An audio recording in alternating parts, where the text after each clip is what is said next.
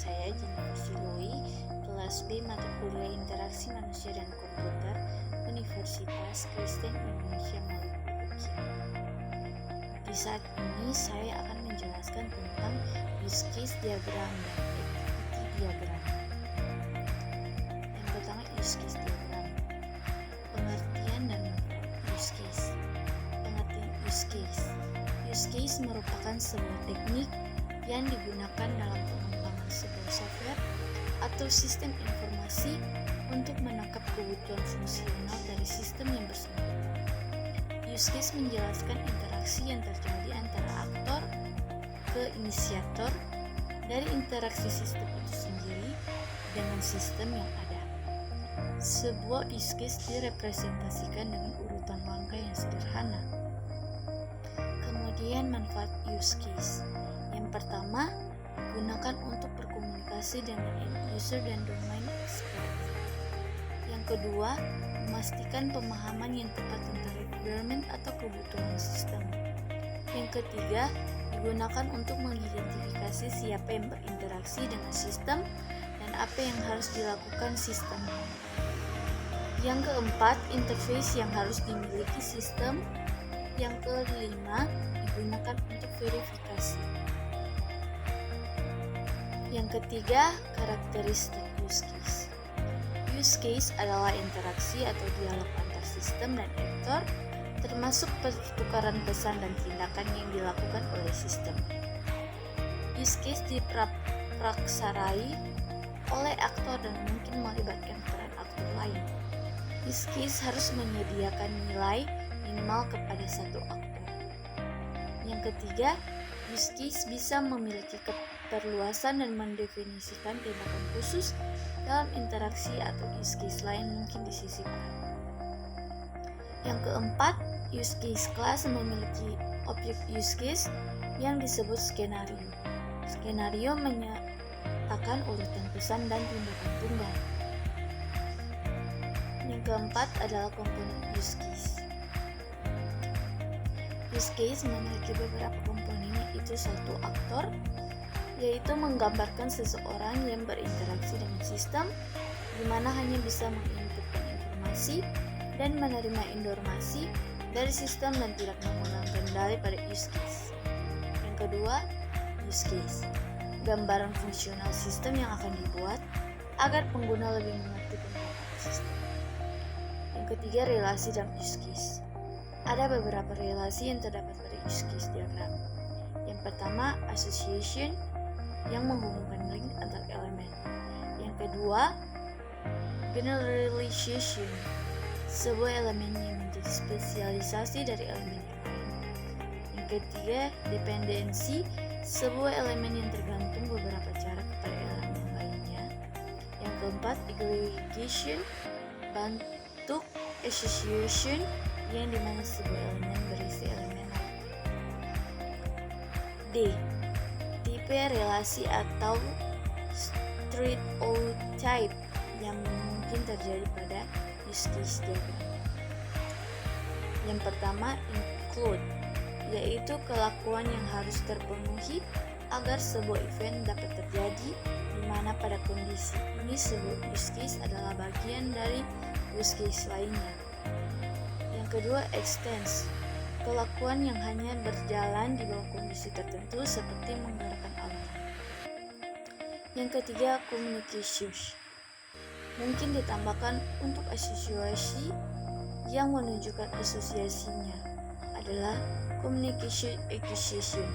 Ini merupakan pilihan selama asosiasi. Yang kemudian, activity diagram. Pengertian activity diagram. Activity diagram dalam bahasa Indonesia adalah diagram aktivitas, yaitu diagram yang dapat memodelkan proses-proses yang terjadi pada sebuah sistem. Runtutan proses dari suatu sistem digambarkan secara vertikal. Activity diagram merupakan pengembangan dari use case yang memiliki alur aktivitas. Tujuan activity diagram. Yang pertama, menjelaskan urutan aktivitas dari satu proses. Kedua, Di dalam dunia bisnis biasanya digunakan untuk modeling atau memperlihatkan urutan proses bisnis. Yang ketiga, mudah dan dalam memahami proses yang ada dalam sistem secara keseluruhan. 4. Merupakan metode perancangan yang terstruktur, mirip dengan flowchart maupun data flow diagram atau DFD. Yang kelima, mengetahui aktivitas aktor atau pengguna berdasarkan use case diagram yang dibuat sebelumnya. Komponen activity diagram. Yang pertama, start point atau initial state. Start point adalah lingkaran hitam kecil. Biasanya digunakan untuk menandakan status awal, tindakan awal, atau titik awal aktivitas untuk setiap aktiviti diagram. 2. Activity atau aktivitas merupakan aktivitas yang dilakukan atau sedang terjadi dalam sistem. Biasanya diawali dengan kata kerja dari aktivitas yang dilakukan. 3. Decision atau percabangan merupakan suatu titik atau poin yang mengidentifikasi suatu kondisi di mana adanya kemungkinan dalam perbedaan transisi. Hal tersebut diperlukan ketika sistem yang memiliki beberapa kemungkinan atau jalan alternatif. Synchronization dibagi menjadi dua bagian, yaitu fork dan join. Fork atau perjambangan digunakan untuk memecah behavior atau tingkah laku menjadi aktivitas atau action atau aksi secara paralel. Join atau penggabungan digunakan untuk menghubungkan kembali activity dan action secara paralel. Yang kelima, merging menggabungkan flow yang sudah dipecah menjadi beberapa bagian atau oleh suatu flow. Swimliness memecah activity diagram menjadi kolom dan baris untuk bertanggung jawab objek-objek yang melakukan suatu aktivitas. Yang ketujuh, transition digunakan untuk menunjukkan aktivitas selanjutnya dan sebelumnya. 8. Notasi akhir atau end state. Notasi akhir digunakan untuk menandakan proses tersebut berakhir. UML. Notasi dapat digambarkan dengan sebuah simbol Bill Ace atau mati sapi. Beberapa hal yang disiapkan untuk membuat activity diagram. Yang pertama, mulailah dengan mode awal atau start state atau titik awal. 2. Tambahkan partisi jika itu memang relevan untuk analisis yang akan dibuat. Yang ketiga, buatlah suatu aksi untuk setiap langkah utama dari use case. Yang keempat, tambahkan alur dari setiap aksi ke aksi lainnya. Keputusan berada di node akhir. Setiap aksi hanya mendapat satu alur masuk dan satu alur keluar yang nantinya menuju forks, join, decision, dan merges. 5. Tambahkan juga percabangan atau decisions bila alur dipecah menjadi suatu kondisi pilihan.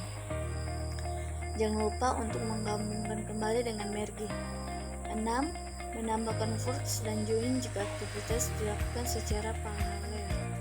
Yang ketujuh, langkah yang terakhir yaitu akhiri proses dengan notasi akhir atau end state. Sekian dan terima kasih.